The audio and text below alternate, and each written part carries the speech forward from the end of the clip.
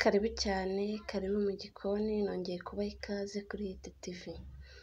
Aha ngaha nk'uko mubibona dufite ibirayi, dufite karoti, dufite n'ibitunguru. Ibitunguru babyita puwaro, ariko utabikunda wakoresha seleri. Aha ngaha dufite ifarini twavanzemo n'amagi, twavanzemo na bureba, tugakoroga.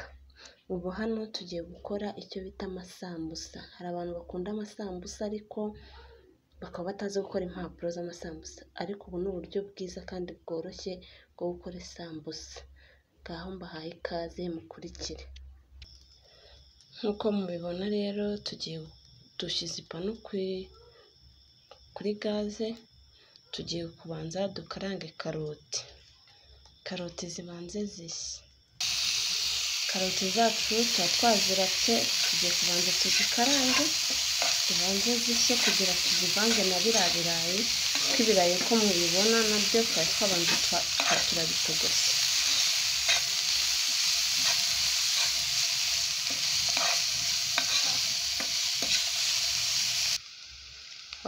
Karoti zacu nk'uko mubibona kuri kamera yacu zimaze gushya, zirasa neza murabibona.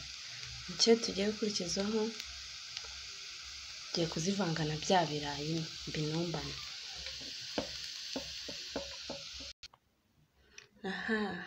Bya birayi byacu twatogosheje byahiye, tubivanze na karoti, dushyiramo na bya bitunguru byacu ari byo puwaro, ariko uwabishobora udakunda puwaro yashyiramo seleri, biterwa n'umuhumuro ukunda, ukavangamo n'agasenda, ukavangamo n'utundi turungo.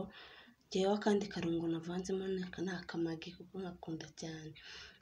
Mukurikire tugiye kubinomba, niko kazi tugiye gukurikizaho.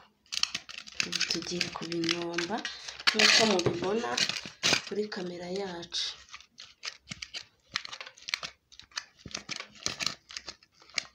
Turabinomba mpaka byinombye neza kugira ngo dukore amasambusa ya nyayo. Turi kubinomba ko murabona ukuntu bisa neza. Ni ukuvuga ngo ni karoti, ni ibirayi, ni puwaro, birahumura, birasa neza pe. Ariko nk'uku kubinomba nabwo dusukamo utuvuta duke kugira binombeke neza. Murabibona? Dusukamo utuvuta dukeya kugira binombeke neza. Aha yarahagije. Ubundi dukora isambusa ziryoshye, bashuti mukurikire. Hit TV izajya ibagezaho ibintu byiza kandi mukunda muri benshi. Mukore subscribe cyangwa se abone mu gifaransa, uko byita kose, ariko ako kajambo gatukura nyaboneka mugakoreho. Mumpe na komenti, musharinge n'abandi bajye bikorera amasambusa, nta bintu birenze. Nk'uko mubibona ibirayi byacu birasa neza, tugiye gukora amasambusa. Ni uku nguku nabinombanombe, ngiye ka kamaro k'ifarini yacu. Iyi farini umumaro wayo rero ugiye kugaragara. Ni uku nguku rero tubigenza. Twamaze guterekaho amavuta, ari gushya, murabyumva. Noneho cya kirayi uragifata ukakirambika muri ya farini, ugahindukiza neza ku buryo ifarini irajyaho hose. Noneho ukagikuramo ukagishyira muri ya mavuta yacu yamaze gushya, tayari yahiye. Mbese biraza kuba ari uburyohe nk'uko mubibona kuri kamera yacu. Murabibona ukuntu gisa neza. Murabibona. Ubu rero nuko tugiye guteka amasambusa yacu. Murabibona ukuntu tugiye gukora amasambusa yacu, araza kuba asa neza rwose. Nk'uko mubibona nawe wakikorera amasambusa mu rugo iwawe, ugasangira n'abana, ugasangira n'umugabo of course. Ariko ujya kuyagura, bamwe baravuga ngo buriya se ngo namenya ngo yabikoze gute, niyo mpamvu ngo ibiraha byanga harya tubyita ibiraha.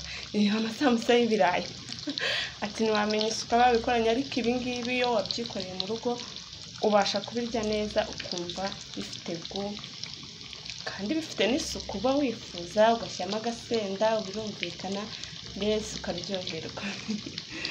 Reka dutegereze bishye ubundi twarure twumve. Isambusa zacu murabibona ko zirimo zirashya, tumaze guhindura ko mubibona hasi hahiye. Dutegereje ko twazihinduye ubundi zishye neza, tuzarure turye twumve. Ikaze cyane mukore subscribe rwose munteze imbere reka. Tuzabereka byinshi bitandukanye, tuzagenda tubagezaho byinshi bitandukanye, uko dutera imbere ni nako tubasha kongera ibyo dukora.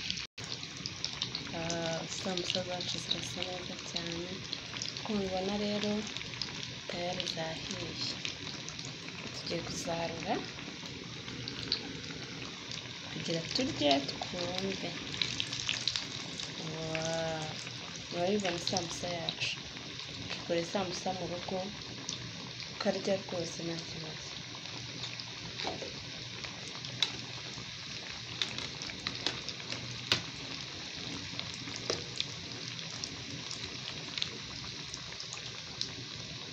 Zirasa neza.